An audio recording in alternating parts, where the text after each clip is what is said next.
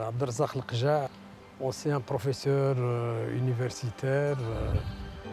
Et là, actuellement, je travaille avec le programme MEC de l'USAID en tant que coordinateur de la composante renforcement des capacités professionnelles.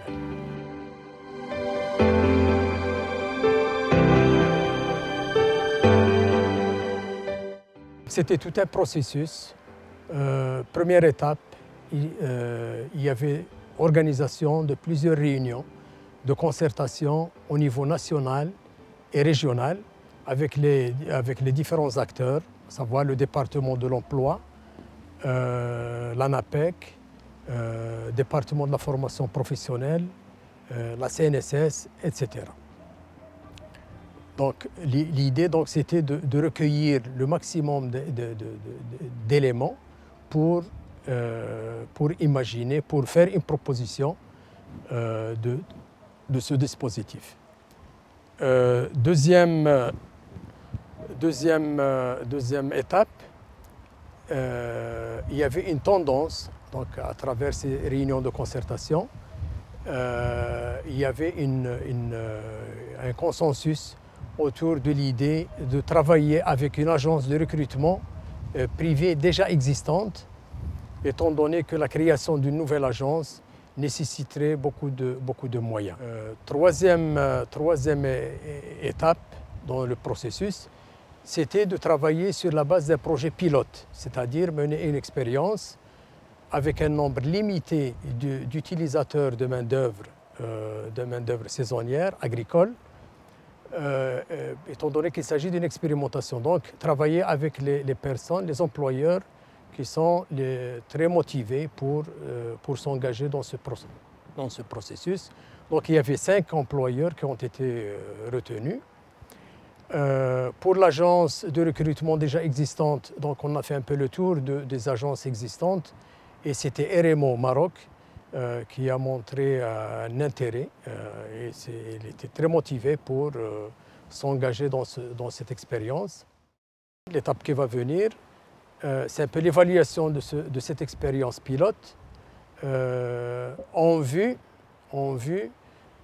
parce que l'objectif ultime quand même, c'est de généraliser ce dispositif aux autres clients dans la région de Berkane, mais également une généralisation dans les autres régions du pays.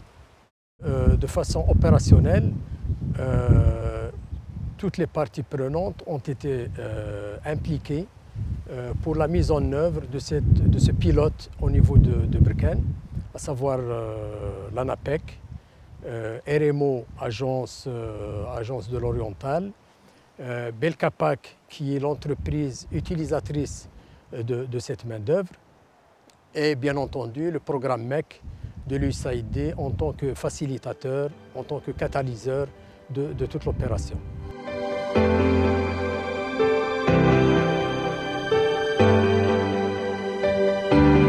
Donc l'intérêt de cette approche pour le secteur agricole, il est certain, dans la mesure où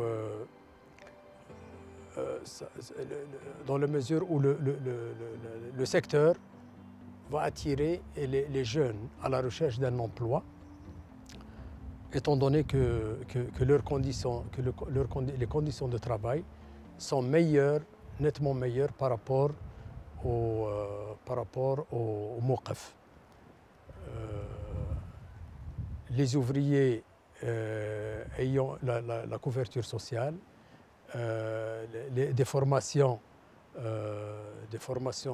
qualifiantes, tous ces ingrédients font que le secteur agricole serait plus attractif.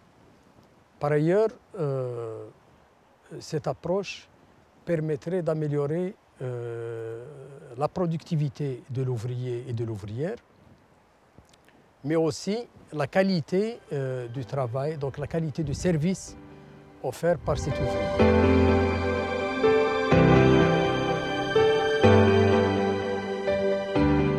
Pour les entreprises agricoles, surtout qui sont engagées dans l'exportation, ces entreprises deviendront plus compétitives étant donné que actuellement, tous les systèmes de certification sont de plus en plus rigoureux en termes d'audit social. Donc ils accordent beaucoup d'importance à cette dimension ressources humaines. Et là, les entreprises, par le biais d'emploi de main-d'œuvre qualifiée et ayant une couverture sociale, cela leur donne l'éligibilité pour accéder à des marchés externes jusqu'à présent inaccessibles.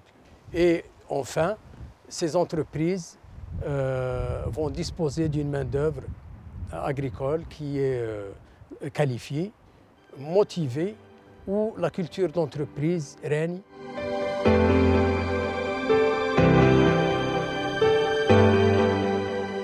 Maintenant, il y a un embryon qui est là.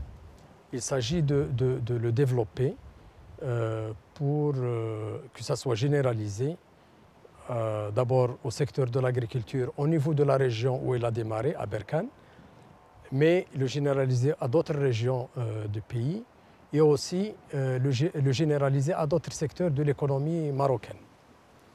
Alors pour y parvenir,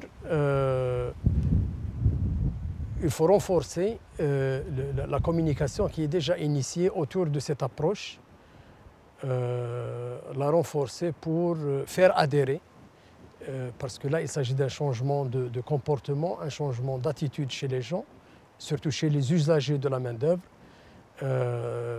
Donc il faut les amener petit à petit à adhérer à ce dispositif.